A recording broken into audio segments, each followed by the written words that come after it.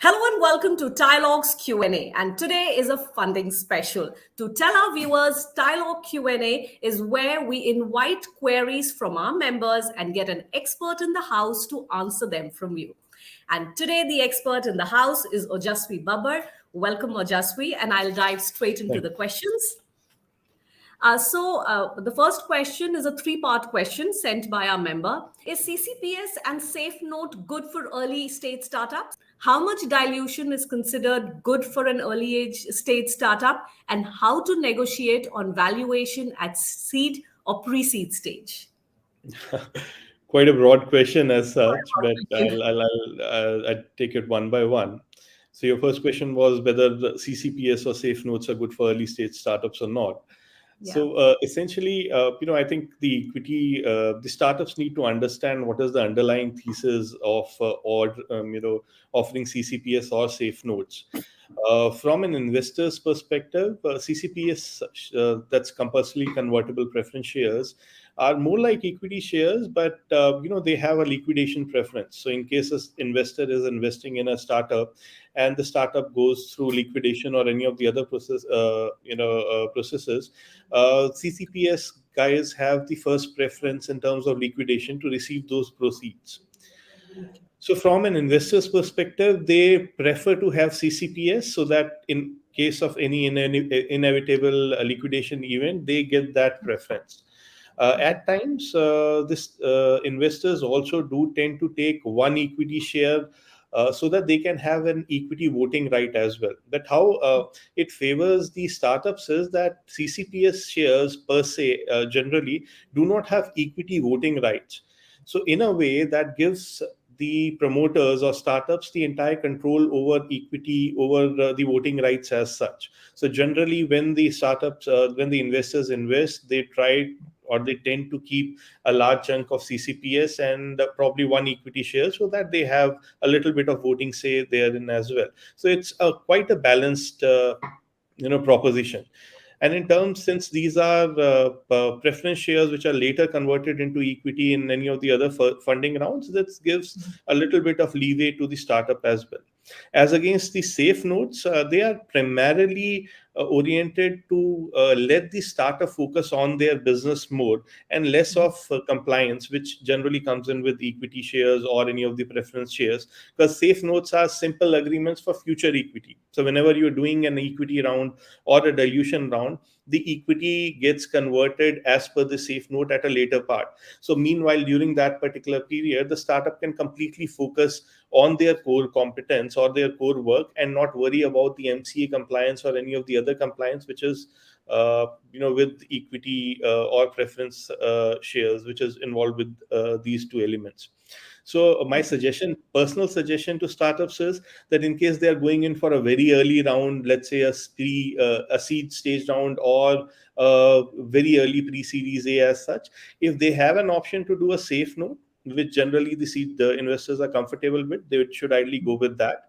If not, CCPS is an equally good option. Okay. The second part of the question, how much dilution is considered good for an early stage startup?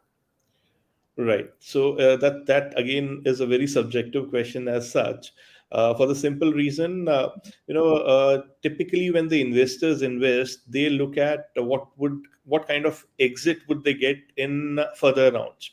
So let's say if a startup dilutes 15%, 20%, or let's say more than 26%, it becomes difficult for the further investors to come in and take that significant equity, wherein the interest of the promoters stays intact. So generally, the ballpark is that if you are diluting between 5 to 15% at a reasonable valuation, it is good enough. But anything beyond that, and if anything goes beyond 26%, wherein the resolution blocking authority comes in, that puts the startup in a difficult stance. So unless and until the startup is planning to raise a single round and then get into a stage wherein they would generally raise an institutional round, which is pre-series A or pre-series B equivalent, the suggestion is to keep equity in 10 to 15% bracket plus minus 5%. Okay. The third part is again a very generic part, but I think this is where the founders need help. It's a start point that how to negotiate on valuation at seed or pre-seed stage. So any tips that you can give them? Right. Again, I can talk more from an investor perspective here. Generally, what the investors do is they value your company with regards to the growth that you're currently having. So the price earnings growth, or the traction growth at which you're growing, they just assume or extrapolate at what level you would be after, let's say, 12 months or 18 months of runway, and then extrapolate that. Let's say if you raise a round, then what would be the valuation, and then back calculate that whatever valuation the startup has proposed, does it fall in the good figure of acceptance or not. But from a startup's perspective, they should ideally look at three key things. One, are they growing at a decent rate? If they're growing at a decent rate, they can always ask for a valuation comparable to their peers, or a little better than their peers if the growth is high, or if their CAC is low, the cost of acquiring a customer is significantly low. Then the second one is, let's say if somebody to replicate their entire model, and how much time would it take, or if there is a significant barrier to entry, would they be able to prevent any of the competition from moving into that particular business at that particular stage or not? If the answer to these questions is yes, there is a strong barrier to entry and the cost of replication is high, or if they are in a B2B business and their displacement cost of somebody else replacing them is quite significantly high, they can demand a higher multiple to their revenues, or to any of the other multiples which are generally in play during that particular stage. So, for example, let's say if it's a B2B edtech company, they can possibly look at a revenue multiple.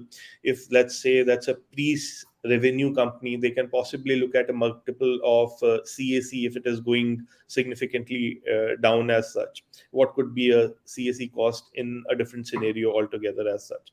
So to negotiate, they would have to keep the numbers at the back of their hand, be confident that nobody else can replicate that, and possibly move around these figures of valuation multiples. Though investors do use different modes like DCF, discounted cash flow, or current cost of capital discounted significantly over the risk premium as such, different models as such, but the prevalent ones are a multiple of revenues, multiple of bottom line, cost of acquisition of a customer and their multiple, or the cost of replication.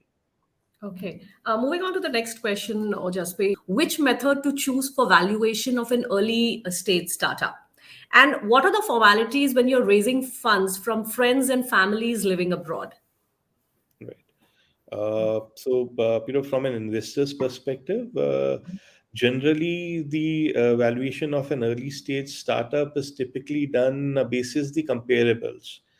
And when we say comparables, let's say it's a B2B SaaS company or a B2B edtech company, and a similar company in, let's say, in a similar scenario has demanded a multiple of, let's say, 20x of revenues or 30x of revenues, and the traction or growth multiples are similar, the investors generally tend to keep a similar sweet spot for valuation.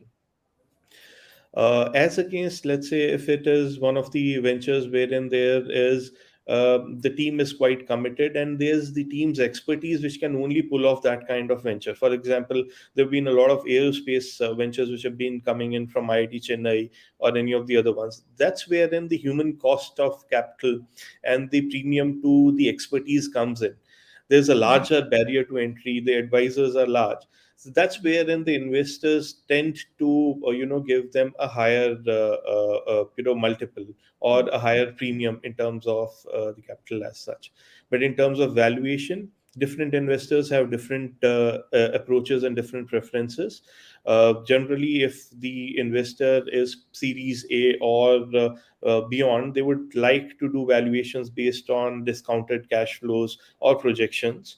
If it is an early stage or a pre-seed investor, the valuations are quite subjective, and comparables or cost of acquisition or any of the cost of replication multiples are generally taken in.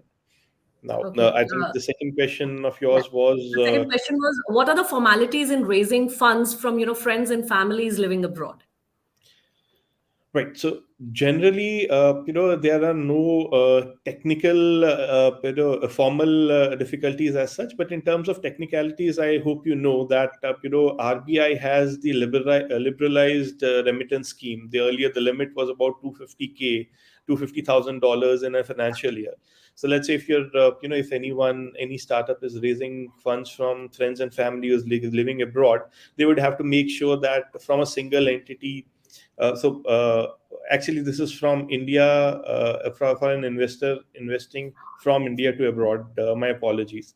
Let's say if somebody is investing from outside into an Indian entity, they would have to look at parking the funds in an escrow account in case. And those funds cannot be utilized unless and until the transaction is complete. Filing in for FCGPR or FCTRs in case of this an external entity purchasing shares from an Indian entity as such.